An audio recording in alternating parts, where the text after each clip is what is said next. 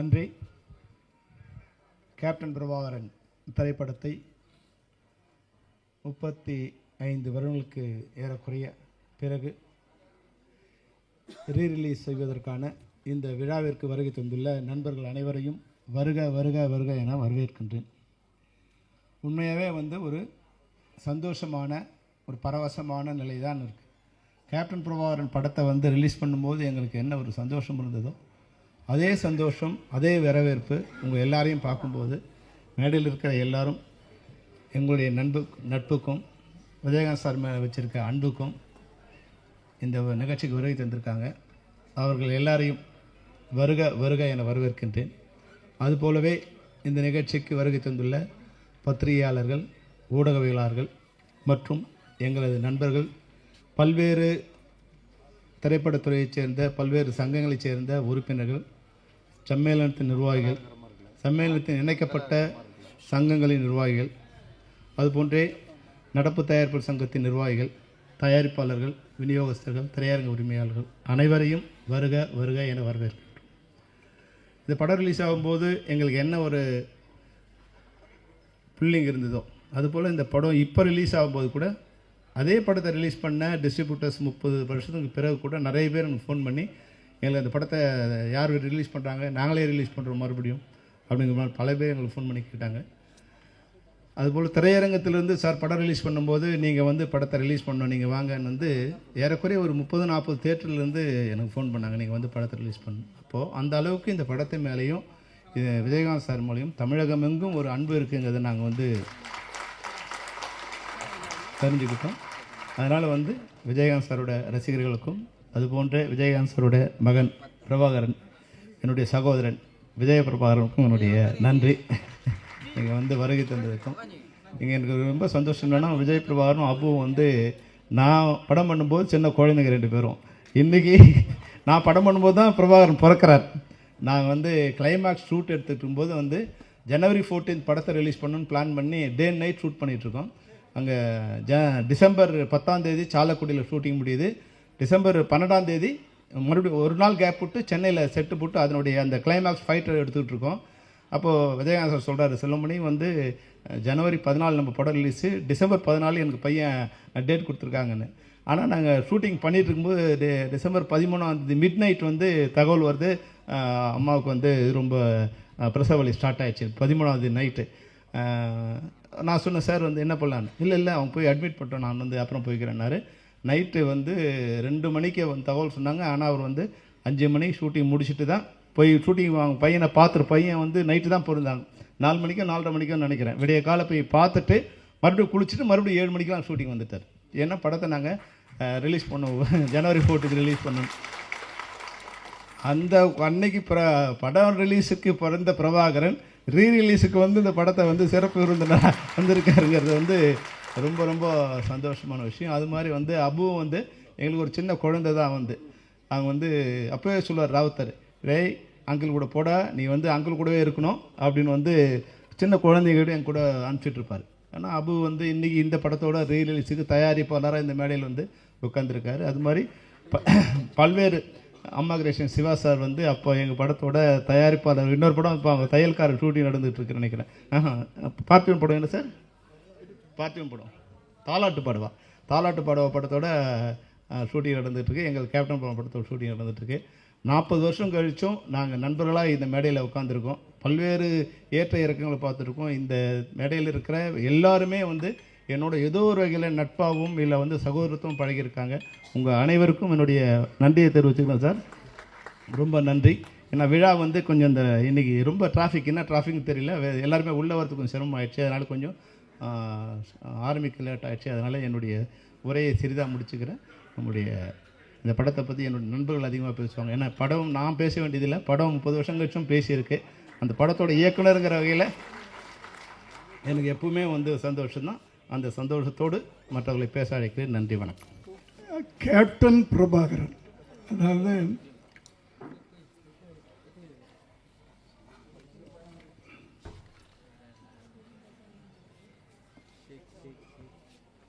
விஜயகாந்த் அவர்களுடைய 100வது படம். பொதுவாக நடிகர்களுக்கு இந்த 100வது படம் வந்து ரொம்ப ரிஸ்காக இருக்கும். சிலருக்கு அமையாது சரியா. ஆனால் விஜயகாந்த் அவர்களுக்கு இது ஒரு மிகப்பெரிய வெற்றி படமாக அமைஞ்சது. அதாவது ஒவ்வொரு நடிகனுக்கும் ஒரு ஆரம்பம், ஒரு படிக்கட்டாக இருக்கும். இந்த படம் வந்து அடுத்த கட்டத்துக்கு அவரை தூக்கிட்டு போகும், இந்த படம் அடுத்த கட்டத்துக்கு தூக்கிட்டு போகும். அப்படி அமைஞ்சது தான். முதல்ல சட்டபுரட்டரை, அப்புறம் சாட்சி அவரை நிலைநிறுத்திச்சு. அதுக்கு பிறகு வந்த இயக்குனர்களில் சில படங்கள் அடுத்த கட்டத்துக்கு அப்படியே தூக்கிட்டு போச்சு. இந்த படத்தில் தான் கேப்டன் அப்படின்னு இன்னைக்கு வரைக்கும் அவர் பேரே மாறி போச்சு. அது இந்த படத்து மூலமாக தான். ஜென்ரலாக நான் வந்து விஜயகாந்த் நடித்து மற்றவங்க டைரக்ட் பண்ணுற படத்தை நான் ஒரு முறை தான் பார்ப்பேன் நான். ஆனால் இந்த படத்தை 3 தடவை பார்த்துருக்கேன். அப்படியாப்பட்ட ஒரு மேக்கிங். இதில் வசனங்கள் லியாகத் அலி கான் மேடையில் இருக்காங்களா இல்லையான்னு தெரியல, ரொம்ப நல்லா இருக்கும். ரொம்ப யதார்த்தமாக, அதே நேரத்தில் பவர்ஃபுல்லாக இருக்கும். அடுத்து பாடல்கள் எடுத்துக்கிட்டிங்கன்னா அத்தனை பாடல்களும் விட்டு சார் இந்த படத்தில். அப்படி கமர்ஷியலான ஒரு படத்தை அதான் இயக்குனர்கள் ஒரு நடிகரை தூக்கிட்டே போவாங்க நல்ல இயக்குனர்கள் கிடைக்கும்போது. அப்படி விஜயகாந்த் கிடைத்த ஒரு நல்ல பெரிய ஒரு மறக்க முடியாத இயக்குனர்கள் ஒருத்தர் செல்வமணி சார்.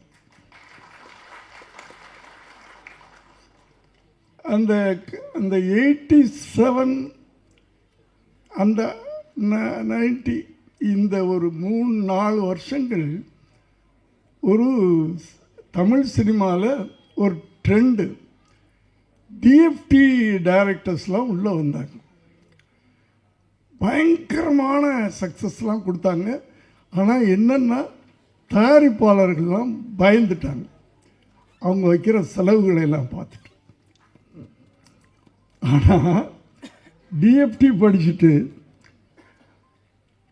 தயாரிப்பாளருக்கு ஒரு நல்ல லாபத்தை கொடுத்த இயக்குனர் அப்படின்னு நம்ம சொல்லணும்னா, ஏன்னா மற்றவங்களாம் இட்டு கொடுத்தாங்க, நான் இல்லைன்னு சொல்ல. ஆனால் ப்ரொடியூசர்கள்லாம் எப்படி அப்படின்றது ஒரு கேள்விக்குறியாக இருந்துச்சு. அப்போது இந்த டிஎஃப்டி டைரக்டர் மேலேயே ஒரு பயம் வர ஆரம்பிச்சிருச்சு ப்ரொடியூசர்ஸ்க்கெலாம். அந்த காலகட்டத்தில் 2 இயக்குனர்கள் எனக்கு தெரிஞ்சு, உதயகுமார் சார், அவரும் டிஎஃப்டி ஸ்டூடெண்ட். ஆனால் ஒரு நாளில் இத்தனை நாளில் நான் படம் எடுத்துருவேன், என்னுடைய ப்ரொடியூசர் லாபம் சம்பாதிக்கணும் அப்படின்னு. அதே நேரத்தில் பிரம்மாண்டம், அந்த பிரம்மாண்டத்தை விட மாட்டாங்க டிஎஃப்டி ஸ்டூடெண்ட்ஸ். அடுத்தது செல்வமணி சார், அவருடைய அத்தனை படங்களும் அந்த காலகட்டத்தில் அத்தனை படங்களும் தயாரிப்பாளர்களுக்கு லாபத்தை கொடுத்த படம். அப்படியாப்பட்ட ஒரு நல்ல படம் திரும்ப ரிலீஸ் ஆகுது. நிச்சயமாக இது முதல்ல நான் எப்படி ஓடிச்சோ அதே மாதிரி திரும்ப ஓடுன்னு எனக்கு நம்பிக்கை இருக்கிறது. இன்ப நாள் இது, இனிய நாள் இது.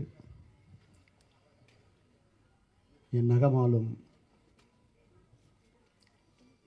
இயக்குனர், பெப்சியின் தலைவர், பாசத்துக்குரிய தம்பி செல்வமணி அவர்கள் உள்ளிட்ட மேடையில் வீட்டிற்கும் அனைத்து திரைச்சிற்பிகளே, விழாவில் பங்கு கொள்ள வந்திருக்கும் சகோதர நண்பர்களே, தொலைக்காட்சி தோழர்களே, ஊடக நண்பர்களே, விஜயகாந்த் ஈண்டெடுத்த செல்வன் பிரபாகரன் அவர்களே, உங்கள் அனைவருக்கும் என் பணிவான மாலை தமிழ் வணக்கத்தை நான் மகிழ்வோடு தெரிவித்துக் கொள்கின்றேன். விஜயகாந்த் அவர்களை நினைக்கும் பொழுது என்றுமே பசுமையாகத்தான் என் கண்கள் பணிக்கும். ஒரு மனித நேயத்துக்கு ஒரு உத்தரவாதம் என்றால் அது விஜயகாந்த் அவர்கள்தான்.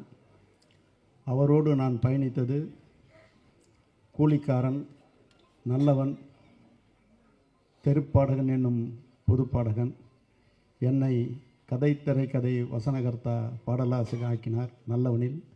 அடுத்து என்னுடைய ஈடுபாட்டை பார்த்து என்னையே இயக்கச் செய்து என்னையே இசையமைக்கச் செய்து தெருப்பாடகனை தந்தவர். அப்படிப்பட்ட மனிதரை என் வாழ்நாளில் மறக்க முடியாது. கடையேழு வள்ளல்களை பற்றி நாம் படித்திருக்கிறோம், பார்த்ததில்லை.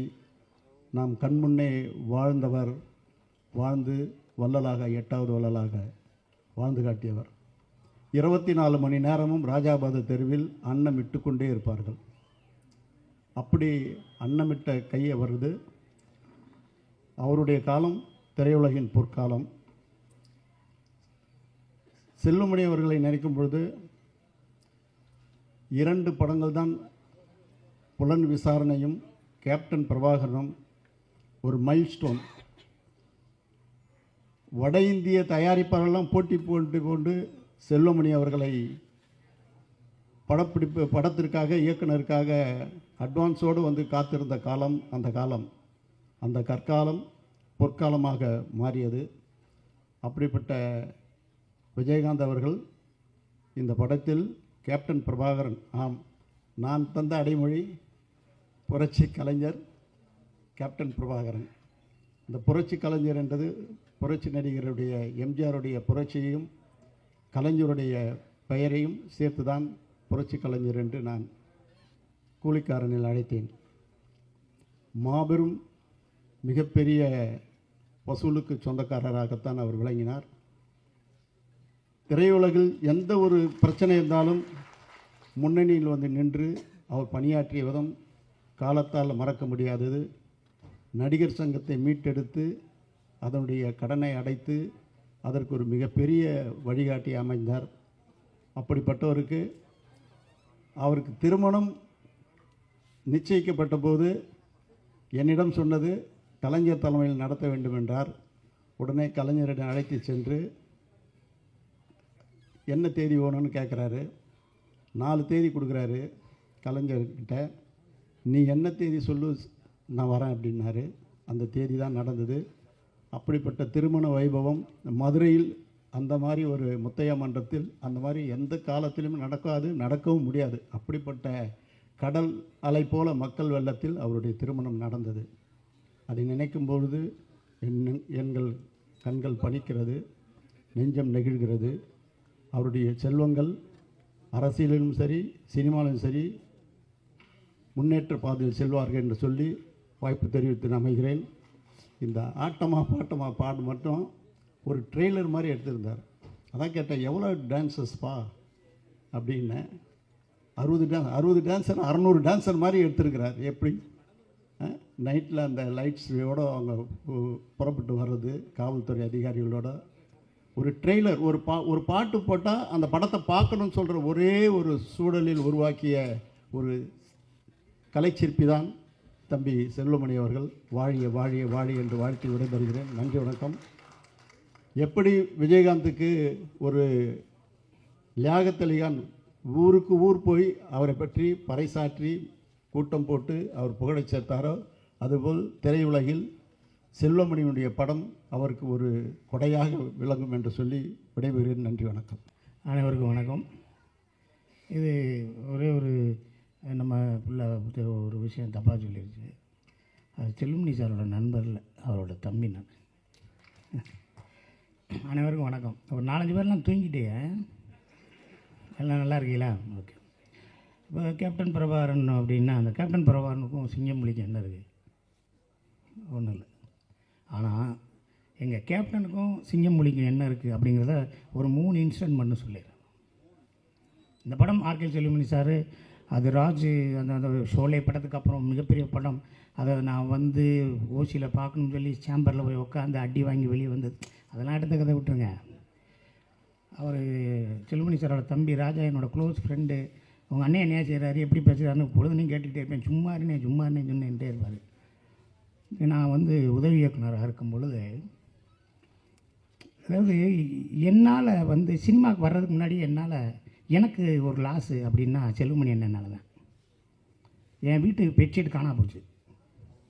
எங்கன்னா எங்கள் ஊர் பெரியவளம் பக்கத்தில் கும்பக்கரையில் ஆட்டமா தேரோட்டமா சாங்கு நைட் எஃபெக்ட் 3 மணி 4 மணிக்கு தான் சாங் முடியுது. அந்த சாங்கை பார்க்கணும்னா அந்த ஃபால்ஸுக்கு போனோம்னா ஒரு ஷாட் எடுப்பாங்க, அதுக்கப்புறம் பிரேக் விட்டுருவாங்க. நான் அந்த பாறையில் போய் பெட்ஷீட்டை வச்சு பொத்தி படுத்துட்டேன். அப்புறம் திருப்பிட்டு ஆட்டமானது இங்கேயே ஓடுறாங்கடான்னு ஓடினேன். திருப்பி வந்து பார்த்தேன் பெட்ஷீட்டை காணோம். அதுக்கப்புறம் சைக்கிள் பஞ்சரு. திருப்பி ஒரு வாரம் கழித்து சாங்கெல்லாம் முடிஞ்சிருச்சுனாங்க. அங்கிட்டு ஆண்டிப்பட்டி பக்கத்தில் ஏதோ ட்ரெயின் ஃபைட் எடுக்கிறேன். நாங்கள் எங்கள் அம்மா சொல்லிச்சு அங்கேயும் பெட்ஷீட் எட்டு போனேன், நான் விளக்கமத்து பண்ணி சாத்தி போடுவேன். அப்புறம் இங்கே சினிமாவுக்கு வந்து அசிஸ்டன்ட் டைரக்டர் அந்த படம் ரிலீஸ் ஆகும்போது போய் பார்க்க முடியல. எங்கள் கேப்டன் இருந்ததுனால தான் நான் அசிஸ்டன்ட் டைரக்டராக இருந்தேன். ஏன்னா அவர் இருந்த ஆஃபீஸில் நான் சோறு சாப்பிட்டதுனால தான் எங்கள் சொந்தக்காரனே சொல்லிட்டு போயிட்டேன், இனிமேல் நீ சென்னையை விட்டு வரவே மாட்டேன், உனக்கு சோறு போடுறதுக்கு ஒரு ஆள் இருக்கார், நீ அங்கே சாப்பிட்டு நல்லா இருக்கு. அதை எங்கள் கேப்டனை வச்சுக்கிட்டு ரேணி உண்டா படத்தில் நான் தான் ஆடியோ ஃபங்க்ஷனில் நான் தான் எடுத்து நான் தான் ஆங்கராக நான் பேசினேன். அந்த பேசி முடித்ததுக்கப்புறம் எங்கள் நிக்காஸ் ப்ரொடியூசர் என்னை தாஜ் கன்னிமராக்கு சாப்பிட போயிட்டார்.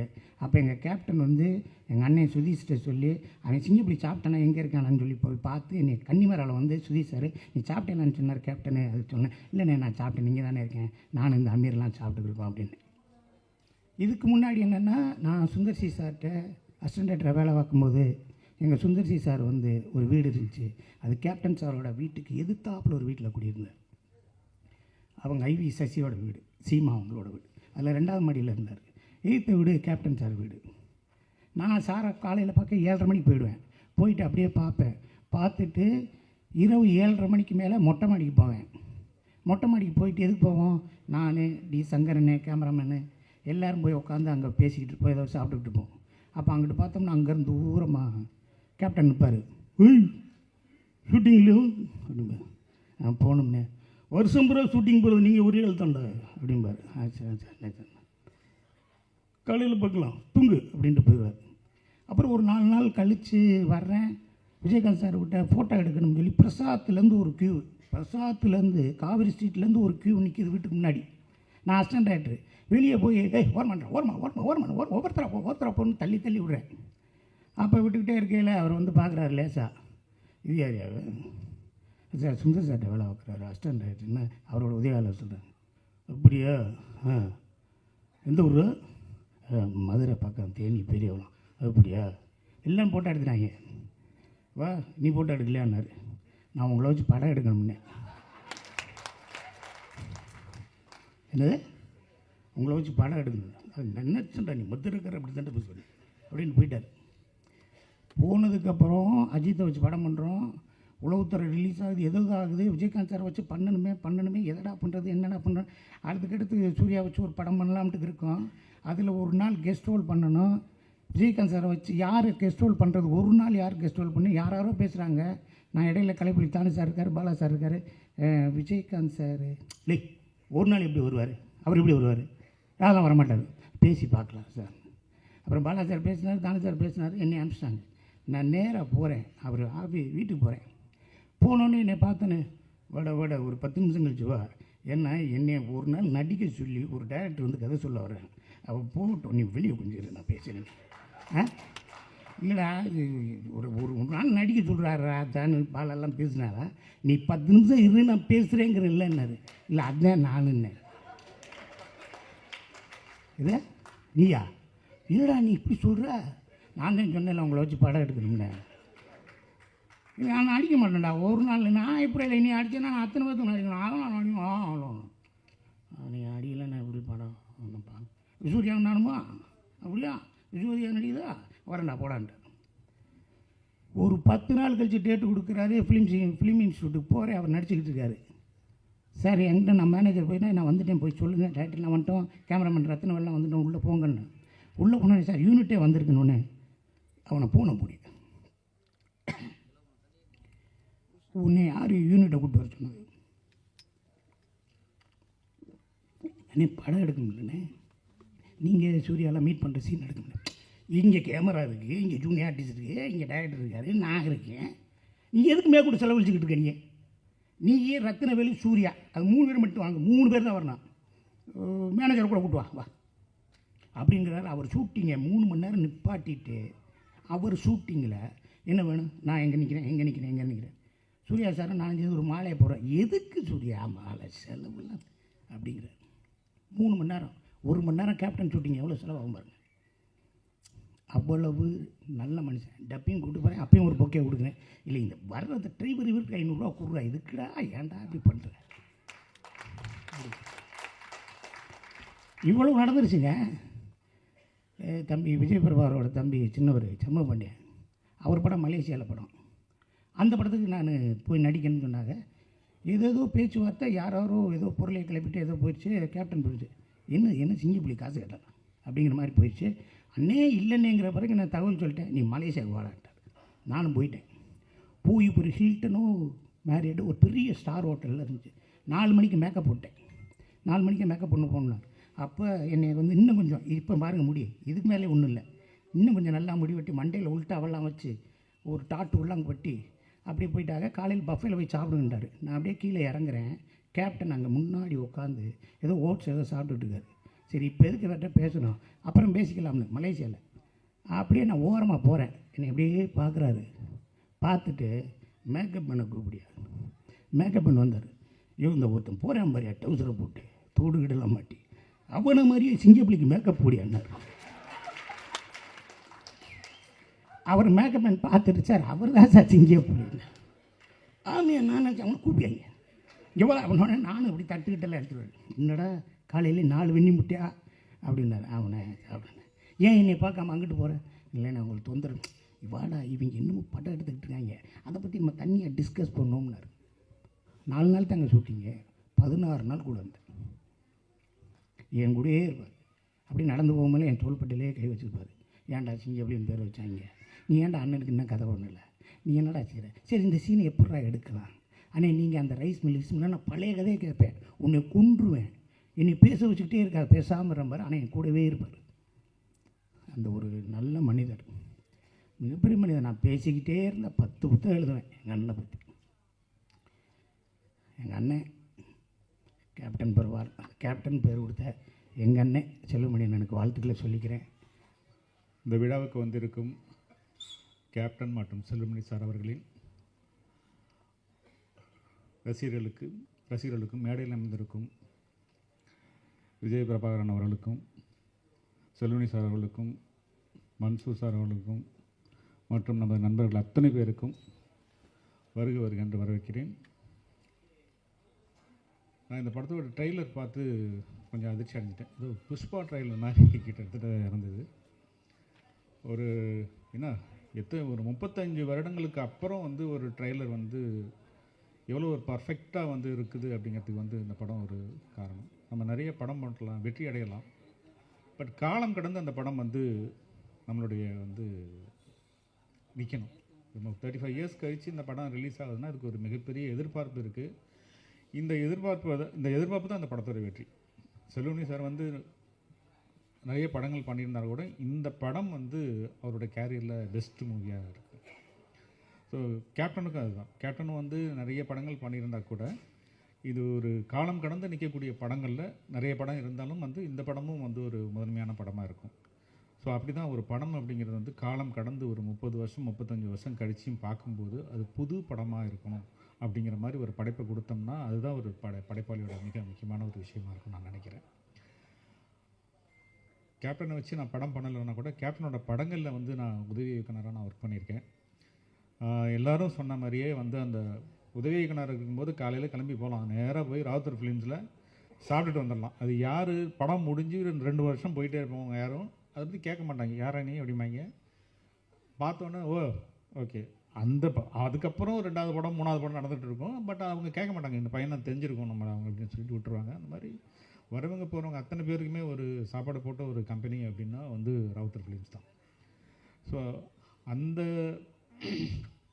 கேப்டனை வச்சு அந்த படத்தில் நான் வந்து அசிஸ்டன்ட் டைரக்டராக ஒர்க் பண்ணும்போது நடந்த விஷயங்கள் இங்கே நிறைய பேர் சொல்லுவாங்க.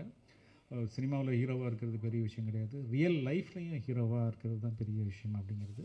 ஸோ அது கேப்டன்கிட்ட நிறைய வந்து அந்த படங்களை நான் கண்கூட பார்த்துருக்கேன்.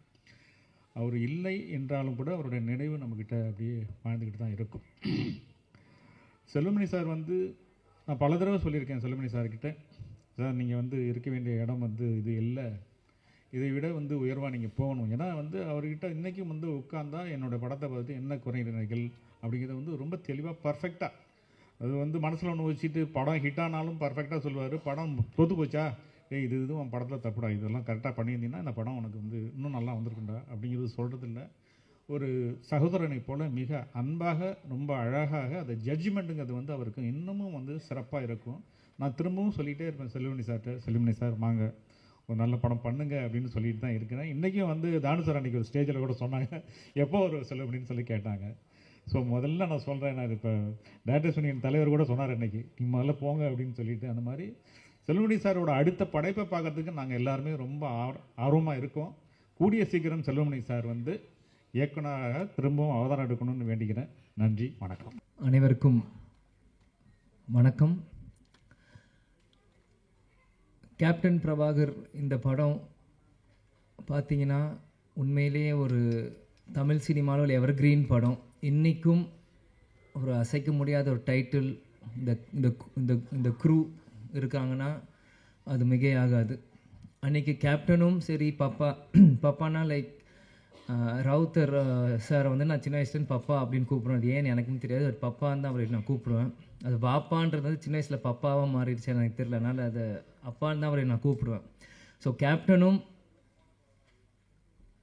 ராவுத்தர் வாப்பாவும் 2 பேரும் ஒரு மிகப்பெரிய ஒரு படத்தை உருவாக்குறதுக்கு முக்கியமான காரணமாக இருந்த செல்வமணி சாரும் இந்த நேரத்தில் நான் சொல்லிக்கிறேன்.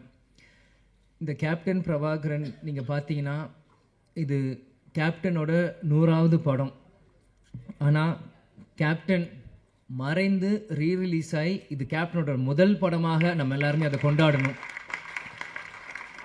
கேப்டன் நடித்தது 156 படம், அதில் 100வது படம் கேப்டன் பிரபாகரன் தான் இது முதல் படம். இதே மாதிரி இன்னும் அவர் நடித்த 150 படத்துக்கு மேலேயும் இனி ஒரு வருஷம் அதை ரீரிலீஸ் பண்ணி இப்போ இருக்க யங்ஸ்டர்ஸ்க்கும் இப்போ இருக்க ஜென்ரேஷன் அந்த மாதிரி ஜென்சி கிட்ஸ் அப்படின்னு சொல்கிற மாதிரி இப்போ இருக்க ஜென்ரேஷன்ஸ்க்கு அன்றைக்கி கோல்டன் பீரியடில் சினிமா இன்றைக்கி வந்து டிஜிட்டலாக இருக்குது. அன்றைக்கி ரீல் காலத்தில் ரீல்ஸ் செல்வமணி சார் சொன்ன மாதிரி அன்றைக்கி எப்படிலாம் கஷ்டப்பட்டு இந்த மாதிரி ஒரு படைப்பை உருவாக்கணும், அவங்க இன்னி இருக்க ஜென்ரேஷன்ஸ்க்கும் ஃபிலிம் இன்ஸ்டியூட் ஸ்டூடெண்ட்ஸ்க்கும் இது ஒரு கேஸ் ஸ்டடி மாதிரி இந்த படங்கள் ரீரிலீஸ் பண்ணும்போது தான் அப்பற்பட்ட 80s 90s அந்த இருக்க டைரக்டர்ஸ் ப்ரொடியூசர்ஸில் எப்படிலாம் கஷ்டப்பட்டு ஒரு படத்தை எடுத்தாங்களோ இப்போ இருக்க யங்ஸ்டர்ஸ்க்கு அது நிச்சயமாக அது புரியும். இன்றைக்கி இந்த கமலா சினிமாவிலேருந்து நம்ம பேசிகிட்டு இருக்கோம். வரும்போது முதல்ல அந்த கமலா தேட்டர் ஓனர் வந்து நீங்கள் வெல்கம் டு கமலா அப்படின்னு சொன்னார். சின்ன வயசுலேருந்து கேப்டன் படங்கள் எத்தனையோ படங்கள் கமலா தேட்டரில் விசில் அடித்து நான் பார்த்துருக்கேன். ஞாபகம் இந்த தேட்டர் எனக்கு கொடுக்குது. பிறகு ராவுத்தர் பப்பாவும் கேப்டனும் எப்படிலாம் ஒரு ஃப்ரெண்ட்ஷிப்பாக இருந்து பல படங்கள் அவங்க தயாரித்தாங்க. அதில் 60-70% எல்லாமே மிகப்பெரிய ஒரு ஹிட் அந்த படங்கள் எல்லாமே. அதே மாதிரி பார்த்தீங்கன்னா கேப்டன் பிரபாகர் டெக்னீஷியன்ஸ் அப்படின்னு பார்த்தீங்கன்னா இன்றைக்கி இவங்க எல்லாருமே சினிமாவின் ஜாம்பவான்களாக இருக்காங்க. நம்ம எல்லாருமே ஒரு டைம் ட்ராவல் பண்ணி ஒரு 34 இயர்ஸ் முன்னாடி போவோம். இன்றைக்கி எப்படி அவங்களாம் அன்றைக்கி இருந்திருப்பாங்களோ இன்றைக்கி அதே வேகத்தை அதே உத்வேகத்தோடு தான் ஒவ்வொருத்தங்க பேசும்போது அவங்க நான் கண்ணிலையும் அவங்க இதில் நான் பார்த்தேன். இன்றைக்கி ஏன்னா இந்த படத்தோட ஃபைட் மாஸ்டர் சுப்ரசூரியன் சாராக இருக்கட்டும், கேமராமேன் ராஜராஜன் சாராக இருக்கட்டும், ஏன்னா எல்லாருமே எனக்கு சின்ன வயசுலேருந்து எனக்கு பரிச்சயம். எனக்கு எல்லாருமே தெரியும். கேப்டன் இங்கே இருக்க ஒவ்வொருத்தரும் மேடையில் இருக்காங்க, இந்த படத்துக்காக உழைச்ச ஒவ்வொருத்தையும் கேப்டன் எப்படியெல்லாம் அவங்கள இன்றைக்கி இவங்க எல்லாருமே கேப்டனை பற்றி புகழ்ந்து பேசுகிறாங்க. ஆனால் கேப்டன் ஒவ்வொரு நாள் ஷூட்டிங் முடித்து ஒவ்வொரு ஷார்ட்ல இருந்தும் இன்றைக்கி எப்படி ஃபைட் நடந்து எங்களை எல்லாருமே கூப்பிட்டு எங்களுக்கு சொல்லுவார், அப்பா எப்படிலாம் இந்த படத்தை நாங்கள் பண்ணியிருக்கோம். ஏன்னா இன்றைக்கி மன்சூர் சார் அண்ணன் சாராக இருக்கட்டும், இன்றைக்கி செல்வமணி சாராக இருக்கட்டும், லைக்கத் அலி அண்ணன் சாராக இருக்கட்டும், எல்லாருமே இன்றைக்கி என்னென்ன பேசுகிறாங்களோ இது எல்லாமே எனக்கு தெரியும். ஏன் இதை நான் சொல்கிறேன்னா அப்பா வந்து இது ஒன்றுமே எங்கள்கிட்ட வந்து சின்ன வயசில் எங்களை வந்து ஷேர் பண்ணுவார். எல்லாமே இன்றைக்கி ஷூட்டிங்கில் என்ன நடக்குது, இன்றைக்கி எப்படி அந்த ஷார்ட் இன்றைக்கி எப்படி நடந்தது அப்படின்ட்டு. ஸோ இது எனக்கு வந்து ஒரு டைம் ட்ராவல் ஆன மாதிரி தான் எனக்கு இருக்குது. இன்றைக்கி ஒரு 30 வயசு மேலே இன்றைக்கி வந்து நான் பேசுகிறப்போ, அன்றைக்கி நான் குழந்தையாக இருந்தப்போ எனக்கு என்னெல்லாம் இந்த படத்துக்கு பண்ணாங்களோ எல்லாமே எனக்கு வந்து டைம் ட்ராவல் இருக்கிற மாதிரி இன்றைக்கி இருக்குது. அன்றைக்கி இருந்த இளைஞர்கள் இன்றைக்கி ஜாம்பவானுங்களாக இருக்காங்க. இந்த பொறுப்பு இன்றைக்கி இருக்க இளைஞர்களுக்கு நம்ம வந்து இந்த படத்தை நம்ம தூக்கி கொண்டாடணும். இது நம்மளோட பொறுப்பு. ஏன்னா இப்படி இருக்கும்போது தான் இந்த மாதிரி பல படைப்புகள் இன்றைக்கி இருக்க யங்ஸ்டர்ஸ் பார்க்க முடியாத படங்கள் இன்றைக்கி திரும்பி வரும். இன்றைக்கி பார்த்தீங்கன்னா ஏன் இதை சொல்கிறேன்னா, நம்ம டெக்னீஷியன்ஸ், நம்ம மேக்கப் மேன் ராஜாவனா இருக்கட்டும், இன்றைக்கி நம்மளோட இல்லை நம்மளோட ராஜேந்திரன் காஸ்டியூமர் அவராக இருக்கட்டும், எல்லாருமே கேப்டனை ஒவ்வொரு விதமாக ரசித்து தான் இன்றைக்கி கேப்டனாக இன்றைக்கி ஒரு 150 படம் பண்ணியிருக்காங்கன்னா இங்கே இருக்க ஒவ்வொருத்துக்குமான ஒரு எல்லா கடமையிலும் பொறுப்பும் இருக்குது. இன்றைக்கி நீங்கள் பார்த்தீங்கன்னா இன்றைக்கி ரம்யா கிருஷ்ணன் மேடமாக இருக்கட்டும், இன்றைக்கி அந்த ஆட்டமாக தேரோட்டம் இன்றைக்கும் அவங்க நடந்து வரும்போது நாங்கள் பார்த்தேன். எனக்கு அவங்க நடந்து வரும்போதே எனக்கு அந்த பாட்டு மைண்டில் எனக்கு அடிக்க ஆரம்பிச்சிருச்சு. அந்த இளையராஜா சார் மியூசிக் டேன் அப்படின்னு அவங்க நடந்து வர மாதிரியே தான் எனக்கு அது இருந்தது. இன்றைக்கி சரத் சார் இன்றைக்கி வந்து சுப்ரீம் ஸ்டாராக இருக்கும்போது, இந்த படத்தில் இருக்கும்போது நான் அப்படியே அன்றைக்கி கனெக்ட் பண்ணுறேன். அன்றைக்கி எவ்வளோ இளமையாக ஒரு மிஸ்டர் மெட்ராஸ் அப்படின்னு டைட்டில் எடுத்து அந்த படத்தை ஆரம்பிச்சிருக்கும் போது சரத் சார் இந்த படத்துக்கு எவ்வளோலாம் கஷ்டப்பட்டுருப்பார். செல்வமணி சார் சொன்ன கழுத்தில் உடஞ்சிருந்து இது ப்ராப்ளம் இருந்தது. இந்த மாதிரி பல விஷயங்கள் இவங்க பண்ணியிருக்காங்க. அதே மாதிரி மன்சூர் அலிகான் அண்ணா வந்து அவர் வந்து நான் சின்ன வயசுலேருந்து அவரோட நான் எந்த ஷூட்டிங் போனாலும் என்னை தூக்கி வச்சு விளையாடுவார், கொண்டு வர. கேப்டன் ஷூட்டிங் முடிச்சோடனே சண்டை போடுவார். அவருக்கு தெரிஞ்ச விளையாட்டு எல்லாமே ஃபைட்டு தான். அதுக்கு பிறகு ஒரு சண்டை அப்படின்னா ஒரு மன்சூர் அலிகான் அவரோட தான். ஏன் இதை நான் சொல்கிறேன்னா, ஷூட்டிங் தாயகம் அப்படின்னு ஒரு படத்தில் போகிறப்போ இவ்வளோ பெரிய மூக்கு இப்படி வச்சுட்டு குன்னு மணாலியில் பின்னாடி வந்து பயமுறுத்துறது, எங்களை தூக்கிட்டு போகிறது, அவங்களோட டாட்டர்ஸ் ரூபியாக இருக்கட்டும், இந்த மாதிரி எத்தனையோ பேர் அவங்களோட சின்ன வயசில் நாங்கள் பழகியிருக்கோம். அவன் கேப்டன் பிரபாகர் அப்படின்னு பண்ணும்போது என்னைக்கு கேப்டன் அவரை உருவாக்குனாரோ, கேப்டன் மறைந்த அந்த டிசம்பர் 28 கேப்டன் காலடியிலே கடைசி வரைக்கும் இருந்து கேப்டன் இருந்து சேர்ந்த ஒரு நல்ல உள்ளம்தான் மன்சூர் அலிகான் அவர்கள். இந்த மாதிரி இது வந்து எனக்கு வந்து இது வந்து ஒரு படத்துக்காக நான் வந்து பேசுகிறனோ இல்லை இவங்க டெக்னீஷியன்ஸ் அவங்களுக்கு முன்னாடி பேசுகிறோம் எனக்கு இல்லை. இவங்க எல்லாருமே எனக்கு ஒரு ஃபேமிலி மாதிரி தான் எனக்கு தெரியுறாங்க. ஏன்னா செல்வமணி சார் நான் அவர் சொன்ன மாதிரி அவர் எப்பயுமே அவர் காரில் வருவார், அவர் வீட்டுக்கு போவார், ஹாய் சொல்லுவார், ஹலோ அங்கிள் நாங்கள் சொல்லுவோம், நாங்கள் விளையாடிட்டு இருப்போம். சிவா சாராக இருக்கட்டும், இன்னைக்கு யாராக இருக்கட்டும், நாங்கள் சின்ன வயசுலேருந்து அவங்கள சுற்றி தான் நாங்கள் வளர்ந்துருக்கோம். இன்றைக்கி ஒரு அடுத்த ஒரு தலைமுறை வரும்போது என்னை முன்னிலைப்படுத்தி என்னை கொண்டு வரும்போது உண்மையிலே எனக்கு ரொம்ப ஒரு கௌரவமான ஒரு பெருமையான விஷயமா இதை நான் பார்க்குறேன். நிச்சயமாக ஏன்னா நான் எப்பயுமே அப்பா கிட்ட கேட்பேன், எனக்கு எதுக்கு விஜய் பிரபாகரன் பேர் வச்சிங்க, அவனுக்கு சண்முக பாண்டியன் வச்சு. ஏன்னா ஸ்கூலில் எல்லாருமே கேட்பாங்க. அப்போ இருக்கும்போது ஸ்கூலில் படிக்கும்போது what is your father sir name last name வரும்போது விஜய் பிரபாகர் அப்படின்னு நான் சொல்லுவேன். விஜய் காந்த் எதுக்கு உங்களுக்கு காந்த்னு வைக்கல பிரபாகர்னு வச்சிங்க அப்படின்னு எல்லாரும் கேட்பாங்க. அப்போ நான் சின்ன பையனும் அப்பாட்ட போய் கேட்டேன், எதுக்குப்பா எனக்கு விஜய் பிரபாகரன் பேர் வச்சிங்க அப்படின்னு சொல்லும்போது, இந்த படத்தோட 100வது படம் எடுக்கிறப்போ நீ பிறந்த பிறகு இலங்கை விடுதலை புலி பிரபாகர் அவர் நினைவாக உனக்கு நான் இந்த பேரை வச்சேன் அப்படின்னாரு. ஆனால் இந்த பேர் உனக்கு இப்போ வச்சது உனக்கு புரியாது, நான் நாளைக்கு இல்லைனாலும் இந்த பேர் உன்னை பேர் சொல்லி உன்னை உயர்த்தும் அப்படின்னாரு. எனக்கு சின்ன வயசாக இருக்கும்போது அது எனக்கு பெருசாக எனக்கு புரியல. ஆனால் இன்னைக்கு இந்த படத்துக்கு வந்து இந்த ஆடியோ லான்ச் முன்னாடி உங்கள்கிட்ட பேசும்போது தான் இந்த செகண்ட் தான் எனக்கு 100% அது வந்து நான் உணர்றேன். ஏன்னா இந்த இப்போ இருக்க ப்ரொடியூசர் நம்ம கார்த்திக் டிஸ்ட்ரிபியூட்டர் வந்து போன வாரம் கட்சி ஆஃபீஸில் என்னை வந்து சந்திச்சு இந்த மாதிரி நீங்கள் கண்டிப்பாக இந்த படத்துக்கு நீங்கள் வரணும் ஆடியோ லான்ச்சுன்றப்போ அன்றைக்கி செல்வமணி சாரும் கூப்பிட்ருக்காங்க அப்படின்னு எனக்கு வந்து மறுப்பு சொல்ல முடியல. ஏன்னா என்றைக்குமே நான் நோ சொல்ல மாட்டேன். அன்பால் கூப்பிட்டாங்க எங்கே இருந்தாலும் நான் ஓடி வந்துடுவேன். அன்றைக்கி வந்து கண்டிப்பாக வரணும் அப்படின்னு சொல்லியிருந்தாலும் செல்வமணி சாரே சொல்கிறாரு, படத்தோட டைரக்டர் இவர் சொல்லும்போது நம்ம எப்படி பண்ணுறப்போ, ஆனால் உள்ளம் தேடி இல்லம் நாடி அப்படின்னு சுற்றுப்பயணமும் அன்றைக்கி நம்ம தொடங்க ஆரம்பிச்சிட்டோம். தொடங்குறப்போ எப்படி சொல்கிறேன்னு தெரியல. முந்தானேத்து பார்சாதிங்க ஃபோன் கண்டிப்பாக வரணும் அப்படின்னு சொல்லிட்டாங்க. சரி வரேன் அப்படின்னு சொல்லிடுங்கன்ற. நேற்று திருப்பத்தூரில் பிரச்சாரம் போயிட்டுருக்கோம், பயங்கர மழை, வண்டி வரவே முடியல. என்ன இருந்தாலும் சரி நாளைக்கு பிரச்சாரம் முடிந்து நைட் 10 மணிக்கு மேலே கிளம்பி காலையில் வந்து சேர்ந்து இன்றைக்கி முன்னாடி வந்து நிற்கிறேன். ஏன்னா இதுதான் கேப்டன் எங்களுக்கு கற்றுக் கொடுத்துருக்கிறார். நீ நம்ம குடும்ப விழாவுக்கு போறியோ இல்லையோ எனக்கு கவலை இல்லை, உன்னை அன்பால் கூப்பிட்டா நம்ம கட்சிக்காரங்களும் சரி சினிமாக்காரங்க யார் கூப்பிட்டா அந்த செகண்ட் போய் நிற்கணும்ன்ட்டு ஒரு வார்த்தை கொடுத்துட்டோன்னா அங்கே போய் நிற்கணும். இதுதான் சொல்லுவார், துளசி கூட வாசம் மாறினாலும் மாறும், ஆனால் தவசி புல்ல வார்த்தை மாறக்கூடாதுன்னா அது இது ஒரு முன்னுதாரணம். இதுக்காக இந்த 35 வருஷத்துக்கு பிறகும் இந்த படம் வந்து இங்கே ரிலீஸ் ஆகுதுன்னா கண்டிப்பாக அப்பா எனக்கு அந்த பேர் வச்சிருக்காரு. இந்த படத்தை கொண்டாட இன்னைக்கு லட்சக்கணக்கான தமிழர்கள் இன்னைக்கு உலகம் முழுவதும் இருக்காங்க. இந்த இடத்தில் நான் இன்னைக்கு கேப்டன் இல்லை, அன்னைக்கு நான் பிறந்தேன், ஆனால் இன்னைக்கு அப்பா நம்ம கூட இல்லை. இருந்தாலும் நம்ம அந்த இடத்துல போய் நிற்கணும், கேப்டனுக்கு பதிலாக நம்ம அங்கே போய் இருக்கணும். இந்த படத்தை கேப்டன் இல்லாட்டியும் எங்கள் அப்பாவை இந்த விஜய் பிரபாகர் நான் கொண்டாடணும் இந்த யூனிட்டோட சேர்ந்து இன்னைக்கு நான் வந்து இருக்கேன். அம்மா கூட சொன்னாங்க, எதுக்கு ஷம்மு தான் சென்னையில் இருக்கா போட்டேன். இல்லை, நான் போகிறேன், நான் வரேன்னு சொல்லிட்டு நான் போகிறேன். எவ்வளோ தூரமாக இருந்தாலும் சரி நான் வரேன். முடிச்சுட்டு நாளைக்கு காலை நான் திரும்பியும் வந்து சுற்றுப்பயணம் நான் கலந்துக்கிறேன். ஆனால் இன்றைக்கி மற்ற எந்த படம்னா கூட நான் யோசிச்சிருப்பேன். ஆனால் இந்த டைட்டில், இந்த கேப்டன் பிரபாகருக்கு இந்த விஜய் பிரபாகர் கண்டிப்பாக வரணும், அப்பா இல்லாத நேரத்தில் இந்த விஜய் பிரபாகர் கண்டிப்பாக இங்கே இருக்கணும் அப்படின்னு சொல்லி வந்து இந்த விழாவில் நான் பங்கேற்றதுக்கு எனக்கு உண்மையிலே ரொம்ப சந்தோஷமாகவும் பெருமையாகவும் இருக்குது. நான் வாழ்ந்த இந்த வாழ்க்கைக்கு முதல் பலன் நான் அடைஞ்சிட்டேன் அப்படின்னு தான் நான் நினைக்கிறேன். ஏன்னா சின்ன வயசுலேருந்து எல்லாருமே என்னை வந்து பிரபாகரன் பிரபாகரன் பிரபாகரன் போது நீ அந்த படத்தப்போ பிறந்த அப்பாங்க இல்லை இல்லை நான் எமோஷன் ஆகக்கூடாதுன்னு தான் இருக்கேன்.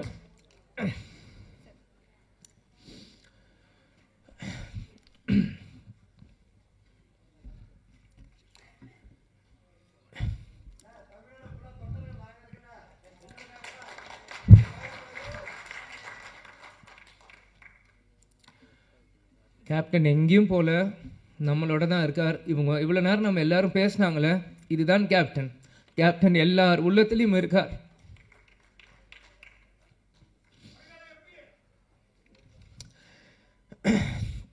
அதெல்லாம் எனக்கு முக்கியம் இல்லை, கடைசி வரைக்கும் நம்ம விஜயகாந்த் பையன்றது எனக்கு தெரியும்.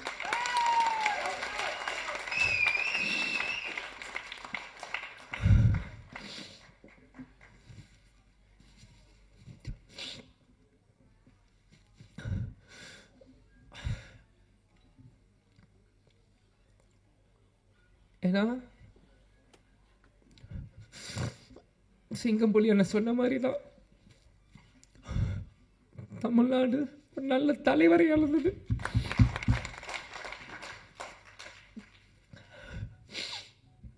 சாரி, ஏன்னா நான் அப்பா இறந்து 1 வருஷம் ஆயிடுச்சு, இன்னும் அழுதுட்டு இருக்காங்க. நிறைய பேர் கிண்டல் பண்ணுறான். இந்த உயிர் கடைசி செகண்ட் உலகத்தில் இருக்க எங்கள் அப்பாவை நினச்சிட்டே தான் நான் இருப்பேன். எங்கள் அப்பாவை நினச்சி தினந்தோறும் நான் அழுவேன். அது எந்த அசிங்கமும் இல்லை, எந்த கோலத்தனமும் இல்லை. ஏன்னா நான் தோல்வியை நினச்ச அழுகலை, என்னை சூழ்ச்சியில் தோக்கடிக்கணும்னு அழுகலை. எங்கள் அப்பாவை நினச்சி எங்கள் அப்பாவை மிஸ் பண்ணுறேன், நான் அழுவேன். அதுக்கு எந்த இதுவும் இல்லை. நிச்சயம் கேப்டனோட பிளெஸ்ஸிங் இந்த படத்துக்கு இருக்கும்.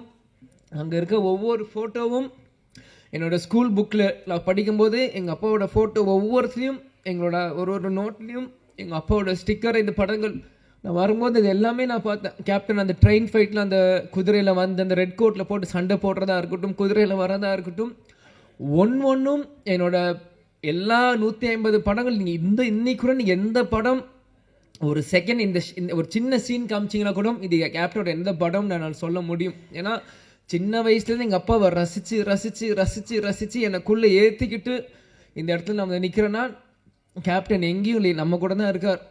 கேப்டன் ஒரு மிக சிறந்த தலைவர். அவரோட கொள்கைகளையும் லட்சியத்தையும் வெல்வதற்காக தான் இந்த விஜய் பிரபாகர் இங்கே நான் நிற்கிறேன், எனக்காக இங்கே இல்லை. நிச்சயம் இந்த படம் 100 நாட்கள் மேலே ஓடணும். அதுக்கு அந்த சப்போர்ட் மீடியா பர்சன்ஸும் சரி, தொண்டர்களும் சரி, ரசிகர்களும் சரி, இப்போ இருக்க ஜென்ரேஷன்ஸ் எல்லாருமே இந்த சப்போர்ட் நீங்கள் பண்ணணும்னு நான் கேட்டுக்கிறேன். அதனால் எல்லாருக்கும் நன்றி. சாரி, நான் அழுதுரு கூட நிறைய சொன்னேன், அழுது மன்னிச்சிக்கோங்க. அதே மாதிரி இவ்வளோ நேரம் மீடியா பர்சன்ஸ் இருந்தீங்க, 11 ஆச்சு. உங்களுக்கும் இந்த நேரத்தில் நன்றியை நான் தெரிவித்துக் கொள்கிறேன். குரூக்கும் நன்றி. வணக்கம். தேங்க்யூ.